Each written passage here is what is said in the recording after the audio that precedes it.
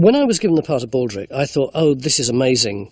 Here am I, an unknown, and at last somebody has recognised my great comic genius. In fact, it wasn't that at all. Loads of people had turned the part down, and with 3 or 4 days to go, in desperation, they turned to me. Because in the pilot, there was no comedy in it at all. There were only about 8 lines, and they were all, yes sir, no sir, 3 bags full, sir. And even in the first episode, I'd got 1 or 2 comic lines, but that was just about that. He was just the servant, the kind of everyman servant. And it was only as the episodes went on, and I was, after all, surrounded by the greatest comic writers of their generation, that gradually his character matured and developed. And then that whole character was thrown completely out of the window, and we started again with a different character for Series 2. So for me as an actor, it was great fun and interesting and challenging. In order to make Blackadder's character work in Series 2, he needed to be able to be surrounded by people who were clearly much stupider than he was. And the problem with having a Baldric who was brighter than he was, as was the case in Blackadder 1, was like everyone was brighter than him, so where's the comedy? There was no subtlety about it, no duality about it. And so one of the ideas they came up with at the beginning of Series 2 was that Baldric should be the stupidest person there'd ever been in the history of the world. And it took me a long time to get him as stupid as was required. He was still fairly bright in Series 2. He was quite chipper in many ways. By Series 4, he was the living dead, but I'm not quite sure that that was in some ways as good as how he was in Series 2. Miranda is an extraordinary actress, and Richard knew that she was, and brought her in because of the quality of her acting. He was so captivated by it. Having said that, the part that had originally been written for the Queen Elizabeth character just was half-baked. And it was, on the first couple of days of rehearsal, we were all silently tearing our hair out, because if the Queen Elizabeth character didn't work, then the show wasn't going to work. And then midway through that first week, suddenly Miranda discovered this young woman who's on the cusp of ponies and sex, as it were, and is in some ways incredibly sophisticated, and is also the most powerful woman in the world, and in other ways is just a spoiled little girl. And I remember the scene when she got it, and John Lloyd was leaping up and down with excitement, going, yes, that's it, that's it, that's it, that's it. And from that moment, that series took off. And Miranda has this ability to make what she does look entirely spontaneous, but it's virtually always really, really thought through. And it's as though by thinking it through, she can then allow herself internally to have a kind of whole 5th of November firework display going on inside her head, because she's confident of the structure that she's already created. Although we didn't have the 12 writers that you would have for Taxi or Cheers or whatever, actually you had 12 people in the room who were doing exactly the same kind of thing that those 12 writers on an American show would do. So by the end of the week, the whole thing was really lean and spare, and everything, any ounce of fat on it, would have been challenged and hacked away. Virtually all of us who were involved in the performance were writers, and outrageously we decided that we knew just as well, if not better, than Richard and Ben, what the words ought to be. So we were constantly challenging every single gag, the structure of every scene. We even put additional characters in sometimes. So there was a lot of tension between the writers on one hand and the producer on the other hand, who was, as it were, the representative of what the actors were saying. And it was very healthy and very good, but it could be quite upsetting sometimes. I actually learnt to write through being involved with the people in Blackadder. Not that I learnt the answers to writing, but I learned the questions to ask, and that was what the environment was like in rehearsals. It wasn't much to do with acting. Often we didn't know what the moves were going to be or anything like that until it was hastily decided about 36 hours before we recorded the thing. All we talked about was the text. And it's not surprising, because virtually everybody in it, apart from myself, had got degrees in English and classics and that sort of thing from Oxford and Cambridge. It was what they were trained in doing. It was where they felt safe and at home. So every gag would not only be challenged, but made slightly more ornate. And it was almost competitive. It was like someone would say, all right, let's just have a line, let's make it a simile. Yes, but let's make it a slightly more complicated simile. Yeah, yes, let's make it a complicated simile, but one including someone wearing an amusing hat, and boots, and comic gloves, and this and that, until by the end of the week, what had started out as a line that had about 5 words in it would end up like this. It would end up like... that Baldric is the worst message since Admiral Lord Nelson flagged up at the Battle of the Nile. Lady Hamilton's a virgin, cut my arm off and poke my eye out if I'm wrong. None of that was there in the original script. It was just all of us being more and more competitive and adding more to the line as the week's rehearsal went on.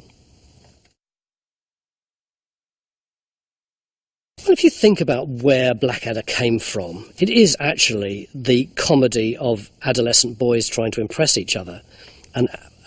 Given that it was adolescent boys, most of whom I would have thought weren't great on the games field, it was going to come through their banter and their competitive use of words. So I don't think it's a surprise that that use of language should have been so strong in Blackadder.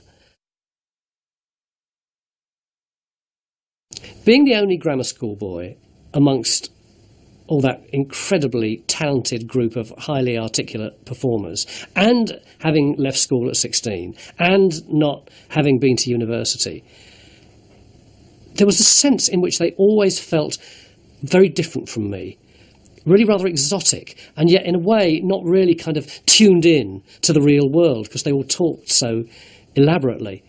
And I think that probably helped me with Baldric. In a way, it doesn't matter to Baldric whether or not a hierarchy exists, because they're all up above him, dancing around in some way or another, and I suspect there's a bit of me that felt like that myself. I think one of the things that we were always striving for in Blackadder was more focus, more discipline, really to concentrate on every single little joke, every little scene, every concept, so that Blackadder 1 goes hurtling all over the place, loads of extras, loads of horses, loads of characters. Series 2 is reduced from that, but by Series 3, that was the time when I really felt that we were focusing on what we really wanted to do. Right from the very beginning, I felt that as performers, Rowan and I just got each other. We just knew what each other was doing. We just knew what the right timing should be. We just knew how to tee things up for each other. And I don't think we ever spoke about that, or if we did, it was only very lightly. But I know it's there. And I know that just on the few occasions that I've performed with Rowan ever since, in Comic Relief, things like that, immediately that spark has come up and lifted both of our performances. I think my favourite series is Blackadder the Third. Partly because of Hugh's performance, but also because I think it's so audacious to create a 6-part comedy series about a period of history where virtually none of the viewers can remember anything about the history of that period. And my favourite episode would have to be Dictionary. I think the one-liners are hysterical. I love Robbie's performance, and I've got some very, very, very good jokes in it. The favourite line I had to say in the whole of all the episodes of Blackadder was when Rowan said to me, "Baldric, do you know what irony is?" And I said, "Yeah, it's like goldy or silvery, but it's made of iron." I still like that now. It's so sweet. I'm not sure how conscious we were at the time of the epic nature of what we were creating, or at least the way people have responded to it as though it's epic. I guess we probably knew that right at the beginning, and I'm sure the writers knew it when they were writing it. But once they'd written it, and because they're such good writers, all we did was deal with the situations that we were in. The fact that later on people might say, oh, Baldric's heroic, or that Blackadder has become more spare, more haunted, more sophisticated, or whatever, just wasn't there in the rehearsal room. And if it had been, I think the performances would have suffered from it. I think one of the useful things about Baldrick in that series is that he provides a breathing space. Everyone else is talking at 900 miles an hour in the most dazzling vocabulary, using words that often most of us don't understand or think we may understand but aren't quite sure we know what they mean. And then in comes Baldrick, a much slower tempo, much less to say. Whatever he says, you're going to get it. And I think that helps you to feel comfortable about the series.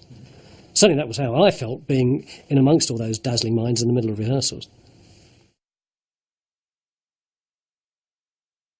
I am so proud to have been in Blackadder. That's probably why I don't mind 25 years later just pontificating about it. I don't feel like some actors would, I don't want to mention that character, I'm in fear of being typecast. I don't feel like that at all. Being in that series was like how I imagine it must be if you're suddenly dropped into the middle of the Brazilian football team, when everyone around you is playing the most fantastic football, and you're all right, you can play a bit, but boy oh boy have you got to up your game if you're surrounded by those people. And a lot of the time, being Baldrick, I didn't say much. And throughout that time, I was just watching what those performers did and watching how the writers worked. And in fact, it was only after Blackadder that I started writing. And I've now written, 16 kids' books, 4 books for adults. And I just learned about writing through listening to what all those people, particularly Richard Curtis, were doing, how they addressed the problems of creating comedy. There are lots of other shows that I've done that have taken much more time to do, lots of other shows that have taken more toll on me, lots of other shows where I've actually made more money. But the fact that I'll go to my grave as Baldrick isn't something that I shy away from. I just feel, really proud of that, really proud.